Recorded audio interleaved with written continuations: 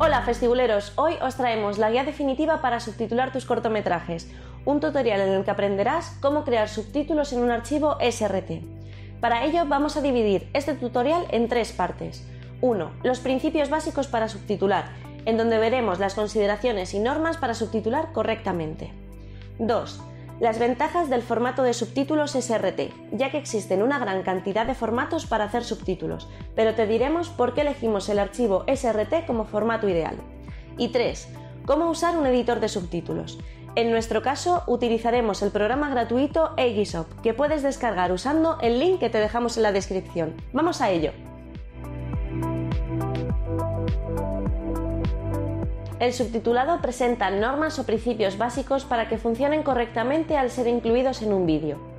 Estas se dividen en 4 categorías: espaciales, temporales, ortotipográficas y lingüísticas. Los subtítulos deben colocarse centrados en la parte inferior de la pantalla, no deben salirse del encuadre y lo ideal es que no ocupen más del 8% de la altura de la pantalla.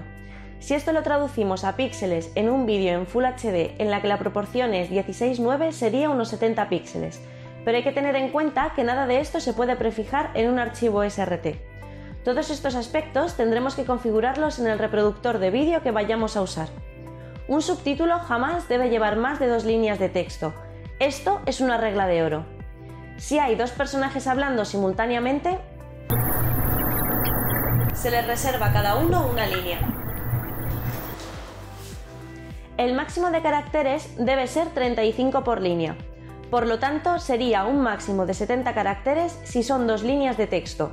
Ojo, esto incluye letras, símbolos y también espacios.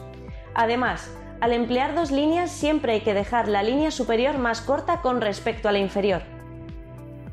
Se estima que la velocidad de lectura media es de 3 palabras por segundo. Por norma general, un subtítulo no puede durar menos de 1 segundo ni más de 6 segundos. Si el subtítulo tiene menos de 17 caracteres, 2 o 3 palabras, su duración será de 1,5 segundos. Si tiene 17 caracteres, media línea, 2 segundos.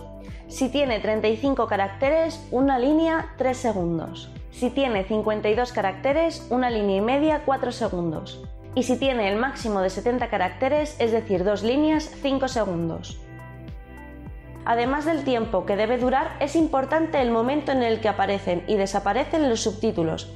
A esto se le llama spouting, o en español, pautado.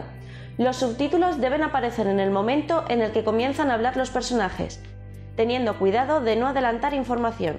Y lo ideal es que el tiempo que aparecen tenga la misma duración que el audio al que hace referencia, aunque algunos prefieren dejar medio segundo más de duración tras concluir el audio.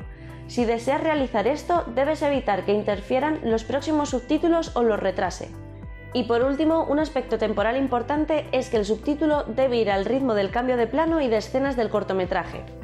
Cuando se produce un cambio de plano, el espectador tiende a volver a bajar la vista y releer el subtítulo. Por eso hay que tenerlo en cuenta a la hora de controlar el tiempo de aparición de estos.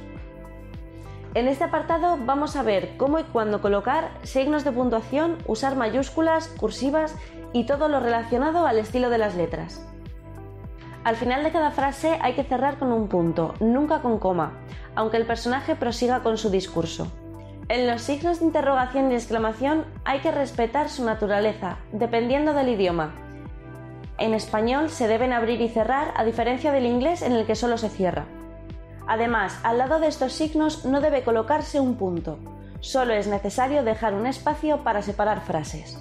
¿Y en qué momento usar los puntos suspensivos? Para expresar duda, pausas, pensamientos inacabados, interrupciones en el discurso, marcar la dicción de un personaje o cuando un personaje termina la oración que ha empezado otro. Nunca usar los puntos suspensivos para unir subtítulos ni para indicar un etcétera. Las cursivas se utilizan para voces provenientes de medios electrónicos, como una radio, un televisor o un móvil. También cuando se nombran títulos de películas o libros, letras de canciones o el léxico de alguna lengua extranjera. O simplemente cuando el personaje que habla se encuentra fuera de la pantalla, como por ejemplo la situación en que alguien escribe y se escucha en voz en off lo que está escribiendo, o en caso del destinatario que está leyendo mentalmente la carta. Las comillas dobles suelen emplearse para citas textuales, para resaltar el valor nominal de los apodos, incorrecciones gramaticales que son dichas como parte del discurso en el vídeo, o para juego de palabras. Ojo, porque no deben confundirse su empleo con el uso de las cursivas. No usarlo nunca para nombres propios ni para eventos que son muy conocidos y no representan problemas de interpretación por parte del espectador, por ejemplo, festigu.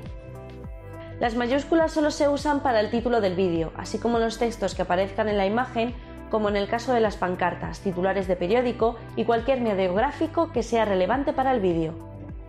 Para economizar el espacio empleado se recomienda hacer abreviaciones en diversas situaciones.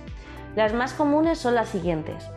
Se puede emplear abreviaturas que no sean difíciles de comprender, como doctor, o símbolos conocidos como el dólar, el euro o el porcentaje.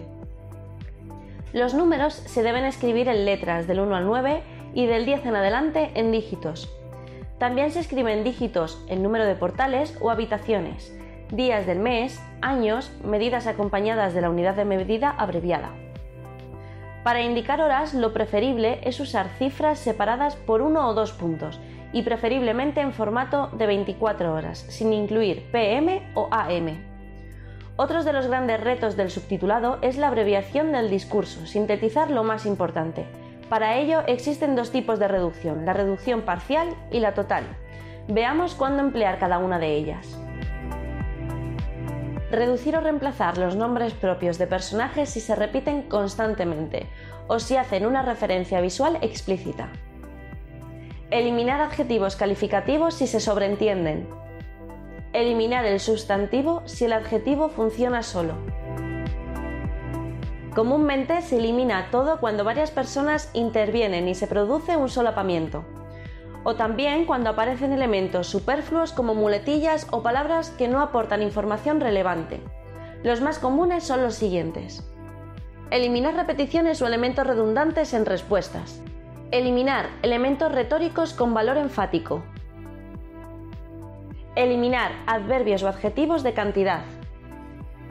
Eliminar nexos introductorios de las oraciones. El traductor es la persona que normalmente realiza estas reducciones, ya que debe tener en cuenta aspectos lingüísticos tanto del idioma original como al que se traslada para poder sintetizarlo de forma coherente y legible. Y como último punto de los aspectos lingüísticos, vamos a ver qué partes de una oración subtitulada no se deben de separar. Artículo más sintagma nominal. Preposición más sintagma nominal. Partes de una forma verbal. Pronombre más verbo. Adverbios de negación más verbo. Una vez vistas las normas a tener en cuenta a la hora de subtitular, ahora nos toca ponernos algo técnicos y decirte por qué usar el formato SRT para cuando tengas tus subtítulos listos. La principal ventaja de un archivo SRT es que puedes reproducirlo en prácticamente cualquier programa reproductor de vídeo. VLC, Media Player Classic, Windows Media Player, DKM Player, GOM Player y muchísimos más. También es compatible con reproductores de discos duros multimedia, así como editores de subtítulos, ya sea Jamblar, Xop, Subtitle Workshop y muchos más que lo consideran un formato válido, ya que su codificación es muy básica de interpretar. Y si no tienes un editor de subtítulos, puedes modificarlo utilizando el bloc de notas de Windows, el TextEdit de Mac o el Yedict de Linux, y como podrás apreciar, es una codificación que se basa en la numeración del subtítulo, un código de inicio y el otro de final, el texto a proyectarse y el espacio para separar cada bloque. Las limitaciones de este formato radican en que no puedes realizar demasiados cambios de tipo de letra, color de texto u otras formas de personalización. Pero no te preocupes, porque la mayoría de cortometrajes y películas usan el formato SRT por su simpleza y sobriedad. Además, en el Festigu solemos trabajar con este formato para estandarizar el estilo de los subtítulos en nuestras proyecciones. Y bien, hasta aquí la primera parte de este tutorial. No os perdáis la segunda parte donde os explicaremos cómo crear subtítulos en archivo SRT usando el programa Xop. ¡Hasta luego!